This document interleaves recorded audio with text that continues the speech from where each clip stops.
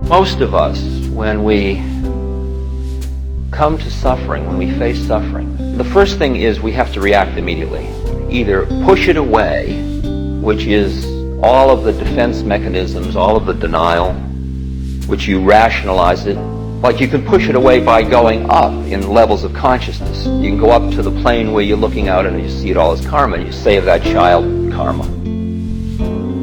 And that's really pushing it away. You can feel it. You can feel the coldness of it. And another one we all use is pity, which is a way of pushing people away too. Oh, isn't that terrible? Which is it's a certain distance that you put between you and the suffering. Another person, pity. Sort of, I'm glad it's not me.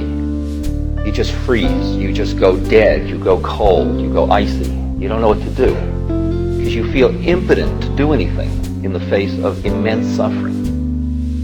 And you develop not only spiritual up-level intellectual defenses, but you develop just other intellectual defenses like cynicism, which is a way of getting into your intellect and putting distance between you and that which is threatening to you. The other strategy for people that experience the suffering is move towards it to change it. And a lot of you are feeling, I gotta do something about things because there's so much pain and suffering. But since no matter what you do, there's going to be more, you can never do enough. You will never have the satisfaction of having eliminated suffering. So that as long as you are at all attached to getting rid of the suffering before you can stop doing, you will just do and do and do and do.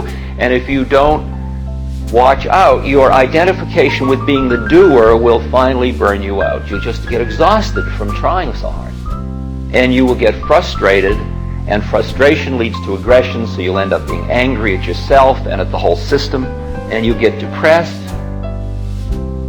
And so what are you contributing then? Any reaction you have to the suffering in which you're identified with the reactivity is reinforcing the plane of reality in which suffering is real.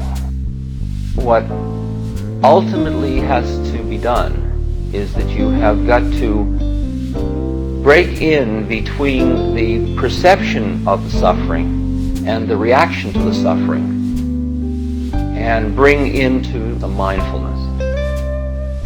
So that the first thing you do is start to break in there by just sitting with the suffering. Not do anything about it, just sit with it first.